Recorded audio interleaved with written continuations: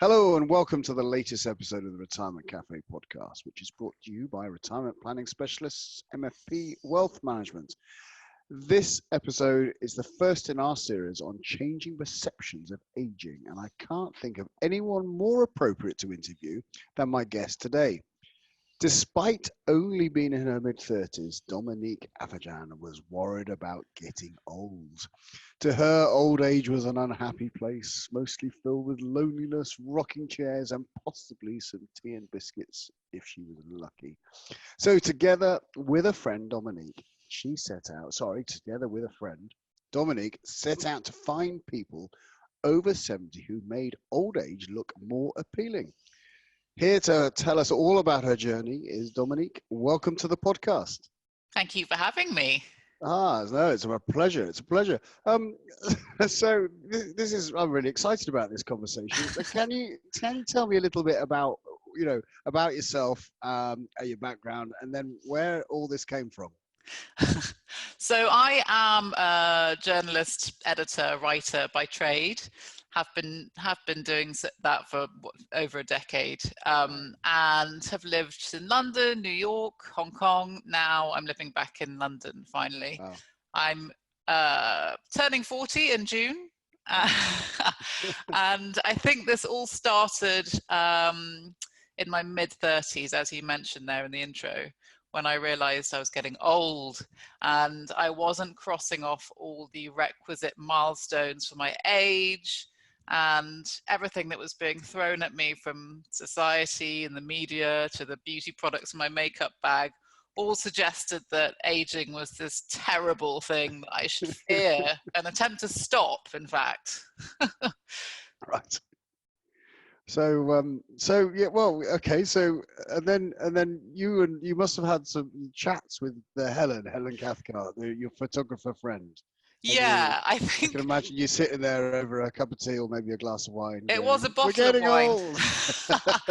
It was a bottle of wine, which incidentally we've been told is extremely aging. And I think we both just realized, I mean, she was in the same boat as me. We're both sort of 35, I think.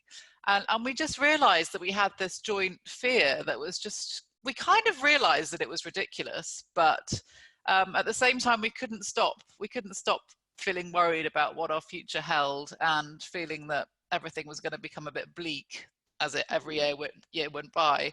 So my friend Helen is a photographer and I'm a writer. So we decided that we could do something about this fear that we shared. And we created Boulder, which was a website to start with. And the idea behind it was that we would meet a selection of people who we would have typically dumped in the sort of homogenous category of old, right. and see what they had to say. And we thought, well, either they'll change our perceptions of what it means to grow older, or we'll at least sort of hear some hard-earned wisdom in the process. Right. And so we got both in the end. As soon as we started, we realized that we'd really struck a chord with everyone. And every interview we did, we kind of went along in person and met them together, and we got a lot from every single person that we met. And so the website grew and grew. It was quite a straightforward concept. It was a lovely portrait image of the person and a first person sort of monologue of their life and their life lessons. Wow. So give me an example of some of the kind of stories that you've loved, people that you've really enjoyed meeting. The thing is, because there are sort of two sides to every interview, because we went along in person, there's the story of the person themselves, and then there's the story of going to meet them, as in me and Helen going to meet them. So we've been all over the world. We're very lucky that we got sent all across the world to interview people. So some of the most memorable ones are just naturally the ones that were overseas. So one that springs to mind is the oldest swimming instructor in France, Pierre Grunberg, who's 87, and he has been giving swimming lessons at the Four Seasons Cap Ferrat for most of his life. And so we showed up there in our little dodgy rental car, and outside the Four Seasons, and got chatting to him, and he was doing the interview there in his Speedos and telling us how he swam a mile to the lighthouse before work every morning in the Med. And he was so full of life and so energetic. Wow. And Helen actually revealed to him during the interview that she couldn't swim. And so we ended up staying the whole day, and he gave Helen a free swimming lesson. And we just kind of found ourselves in this 5-star hotel getting a swimming lesson from this guy who was far more energetic than either of us. So there's people like that. And then there's people who have just been inspirational because of their attitude, really. Our cover star, Muffy, for example, we met in New Zealand when we were, bizarre one. We met her when we were at a friend's wedding. And the friend who was getting married happens to be the person who designed all the website and logo for Boulder. So it was this wonderful serendipity that happened when we all came together. Great. And we met Muffy on the tennis court where she was playing with, I think doubles with another, was 3 other players who were all over the age of 80. Wow. And we sort of showed up hungover from the wedding. And we're like, oh God, what are we doing here? And Muffy just had this amazing attitude about life. So it wasn't really about the fact she was pounding aces on the tennis court. It was more that she was just so positive about everything in life. And that's not because she hadn't suffered with any trauma. You don't get to 87 without having a certain amount of tragedy. But her attitude was, she said she was inspired by tennis. She said you win some, you lose some, and you fight again. And it just felt, we always reference that interview whenever one of us is feeling a bit like negative. We're like, what would Muffy do? That's really good. Yeah, I love that. So, that's an insight there. What are the other insights that you've taken away from all the people that you've met, which is kind of, has anything, it sounds like it has, but what's particularly changed for you in the perception that you have of now of getting older?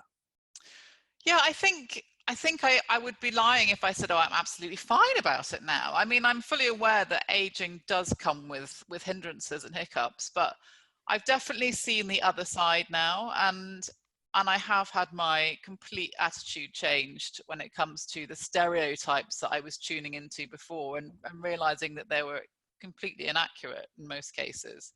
I think lots of the things that they've taught us about, things like love, for example, was a big one for us. We sort of thought, well, it's the end of it. If you get to 35 and you're single, then there's no hope. But we met people who were, getting married in their 80s, finding love much later on in life, and everything else. They were finding new careers later in life, and they weren't dressing in the way that we felt was associated with older people, and they were very active. So all of these things that we associated with being older weren't actually, have completely changed in my mind. So wow. I no longer visualize myself age 80 sitting in a rocking chair, drinking tea and eating biscuits. And instead, I'm really excited about it. And I know that I will probably be, well, I hope to be as active and relevant and tuned in to society as I am now. So on the basis that you're obviously been talking to older people, and they've often probably retired, like our listeners, knowing how active they are, has that changed the way that you're, I don't know, looking after your own self maybe as you go forward, thinking that, that's an ambition, and I want to be playing tennis or swimming at 80? Yes, it's funny that you asked that, because when we started this project, we were, we're the binge drinking generation. And I wouldn't describe myself as particularly healthy, especially my early 30s. Mid 30s, I think hangovers were just about starting to kick in properly. but I think when we met these people, we were kind of hoping that they would tell us that they drank a bottle of wine a day and they smoked 40 fags a day, and so that we wouldn't be able to, we'd be able to carry on as we were. But what we realized was that everyone we met actually did really look after themselves. So they all tended to have an exercise regime, whether that was, I remember one of the artists we met who had a trampoline in his back garden, and lots of people, just things as simple as balancing on one leg whilst cleaning their teeth. But they all did something, and they are all quite good at looking after themselves. So I think we've definitely, I mean, Helen was already much healthier than me and does lots of exercise, but I have definitely upped my game since starting Boulder. Great. Great. And what's the future for Boulder? I mean, there's lots of people who, I'm talking to lots of people who are very positive about age. There's lots of books coming out. We're going to come to yours in a second, but Maggie Piggott's How to Age Joyfully, Carl Honnor's, Making the Most of Our Lives. Yeah.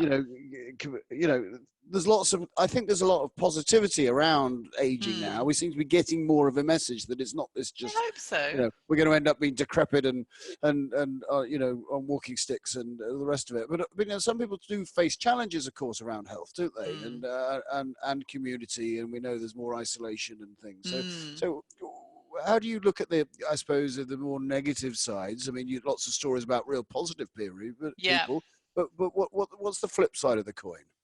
I think everyone is already aware of the flip side of the coin, and it's something that we talked a lot about how much we were representing that and how much we wanted to represent that. But ultimately, the whole goal of Boulder was to change those negative perceptions, because that's all that was out there before. Right. So we really purposefully focused on the positive side, because there was too much going on the negative side. I hope that doesn't translate as us ignoring that, but we just felt that we needed to shine a light on the more positive aspects of aging that we felt were being ignored. Right, great. And so your book's just come out, hasn't it? Yes, in September last month. So so it's hot off the press. Tell me about the book and what it was like to put it together and the message you're trying to get across with that. Yeah, we were delighted to get a book deal. We kind of felt, I mean, Helen's photography is beautiful, and we always felt that it would come across quite nicely in print, and we were right, if I don't say so myself. So yeah, the book is similar to the website, but it's new people, and it's also got a bit of input from us. So as well as all the interviews it's got sort of chapters that talk about what we've learned from the people that we've met. So that's things like love, health, beauty, fashion, regrets, success, even death we talked about, and sort of what we've learned about those topics through meeting these people. Great. So, yeah. And how's it been received? Really well, yeah. It's had a very positive response, and we've been getting lovely press, and we couldn't have hoped for more. Good. So what's the future for Boulder? Where do you go next? I mean, it's an amazing journey so far. It's a good question. I don't know.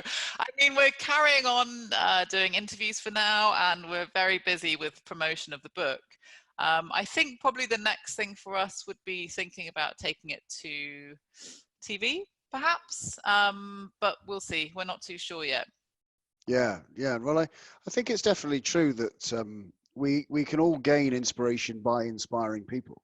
And if that, and if that's what this message I hear from you and coming through from the book and all the people that that if we can reflect on ourselves and the inspiration that you've received by going through the journey yourself, so it's changing attitudes, etc., then it's definitely a mission worthwhile, I think.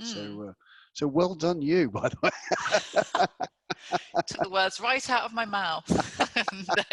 Fantastic. So right, well, we're going to need a roundup, but before I go, where can people find more about you, the website, the work that you do, and if they want to get in touch?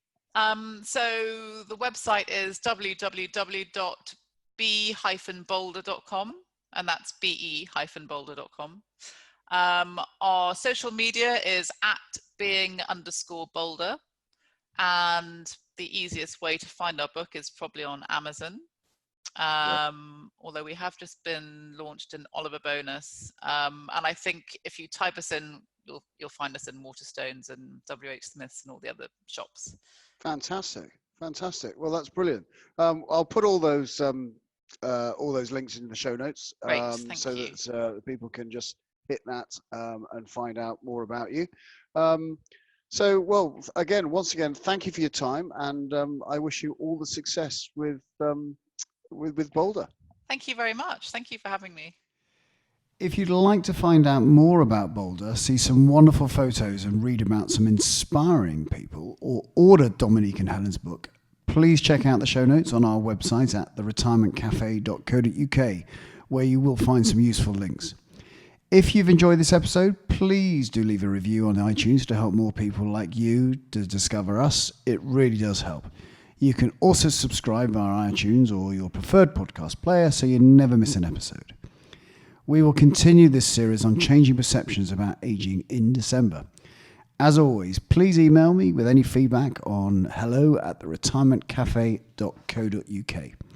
So until next time, this is Justin King helping you feel more informed in your retirement.